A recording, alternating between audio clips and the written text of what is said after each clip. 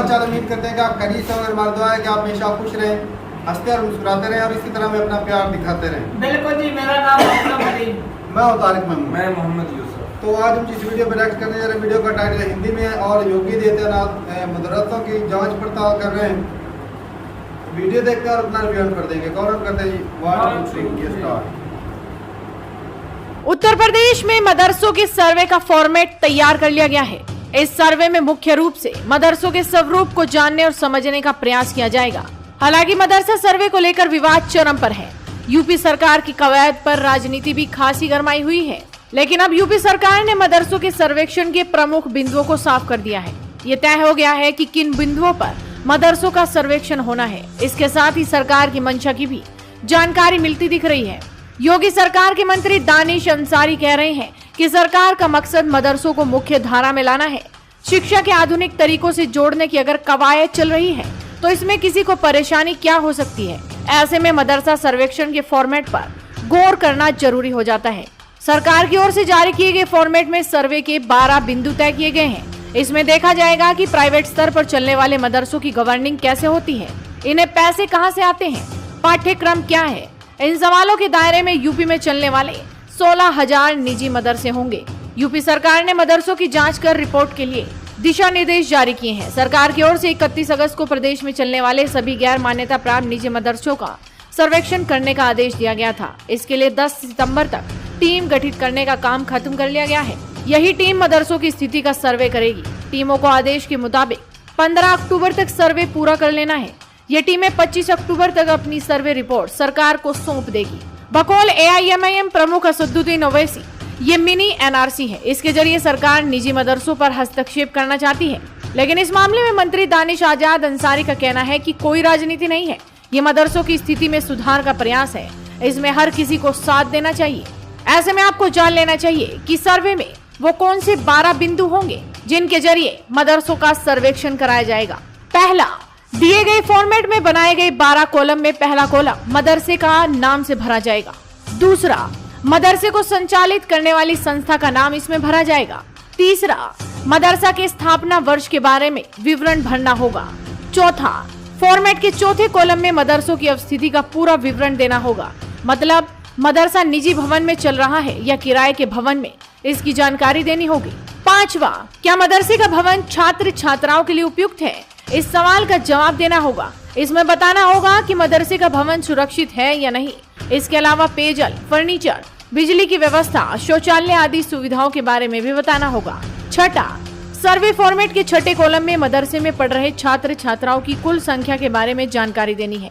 सातवां, मदरसे में कुल शिक्षकों की संख्या क्या है, इसका विवरण देना है। आठवां, मदरसे में लागू पाठ्यक्रम क्या है, मतलब किस पाठ्यक्रम के आधार पर बच्चों को शिक्षा दी जा रही है, इसकी भी जानकारी ली जाएगी। नौवां, मदरसे की आय का स्रोत क्या है, इसमें ये बताना होगा कि मदरसा को संचालित करने के लिए दान या जकात मिल रही है तो वो कहां से आ रही है। 10वां, क्या इन मदरसों में पढ़ रहे छात्र छात्राएं किसी और शिक्षण संस्थान स्कूल में नामांकित हैं, मतलब छात्रों के अन्य संस्थानों में भी एडमिशन लिए जाने के बारे में जानकारी ली जाएगी। 11वां, क्या किसी गैर सरकारी संस्था या समूह से मदरसे के संबंध है, अगर हाँ तो इस संबंध में पूरा विवरण होगा। और 12वां, ये कॉलम अभियुक्ति का होगा। इसमें सर्वेयर तमाम बिंदुओं पर मदरसा संचालकों की ओर से उपलब्ध कराई गई जानकारी पर अपनी टिप्पणी लिख सकते हैं। सर्वे के इन 12 पॉइंट में से 3 पॉइंट ही ऐसे हैं जो मदरसा संचालकों की परेशानी बढ़ा सकते हैं। ये पॉइंट है 8वां, 9वां और 11वां। मतलब मदरसा में पाठ्यक्रम को लेकर कोई एक निर्धारित फॉर्मेट नहीं है। कई मदरसों से बच्चों के बीच कट्टरपंथी सोच के विकास की बात कही जाती रही है। ऐसे में सिलेबस को लेकर सबसे ज्यादा दबाव में मदरसा संचालक बताए जा रहे हैं। इसके अलावा मदरसे के आय के स्रोत की जानकारी पर भी संचालकों की दिक्कतें बढ़ सकती हैं। वहीं किसी NGO या ग्रुप से मदरसे के जुड़े होने का सवाल भी संचालकों को खासा परेशान करने वाला साबित हो सकता है। फिलहाल देखना ये होगा कि इस सर्वे के फॉर्मेट को देखकर किस तरह से मदरसा संचालक रिएक्ट करते हैं, क्योंकि सर्वे तो आज से शुरू हो चुका है। तो आप भी अपनी नजरें बनाए रखिए, साथ ही इस वीडियो को शेयर कीजिए और जुड़े रहिए हेडलाइंस इंडिया के साथ।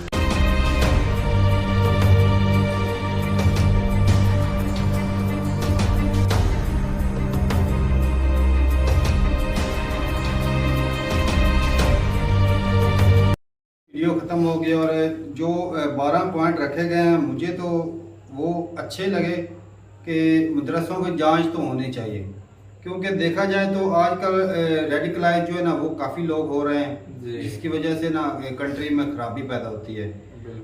एक दो बंदे भी रेडिकलाइज हो जाए ना किसी एक मदरसे में, तो पूरे मदरसे का नाम भी बदनाम होता है और माशरे में खराबी तो होती है।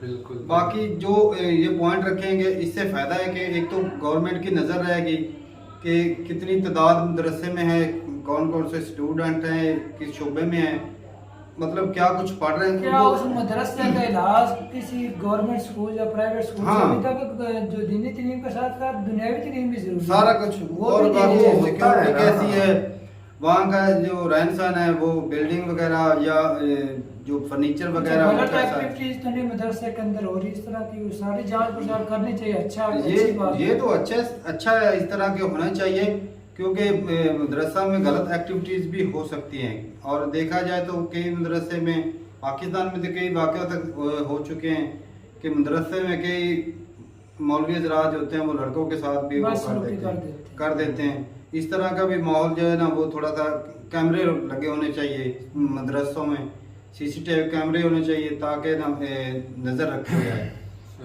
अच्छा एक और बात बता रहा हूँ, मदरसों के अंदर जो ना मार पीट बहुत होती है, हाँ बहुत मारते हैं, उसको भी करना चाहिए। ये भी नहीं होना चाहिए, इंसानियत के खिलाफ है। इतना वो बहुत इतना ज़्यादा एक्स्ट्रा मार देना, बहुत ज़्यादा बहुत मार, मतलब कि जो अपनी खुशी से कुरान को जबानी याद हाँ, करना वो चाहे भी वो करे, जबरदस्ती जो है वो नहीं होनी चाहिए। ये भी पॉइंट ठीक है। और बाकी भाई जो योगी आदित्यनाथ कर रहे हैं मदरसों में, उसकी जांच पड़ताल होगी। और जितनी ज्यादा तादाद बताई जा रही है, कुछ सरकारी, कुछ निजी, कुछ ज़कात के ऊपर भी कई चलते हैं मदरसे। बाहर के कंट्री जो है, सऊदी अरेबिया हो गया, इस तरह के बड़े कंट्री जो हैं, अरब कंट्री, वो पैसे देते हैं, फंडिंग करते हैं।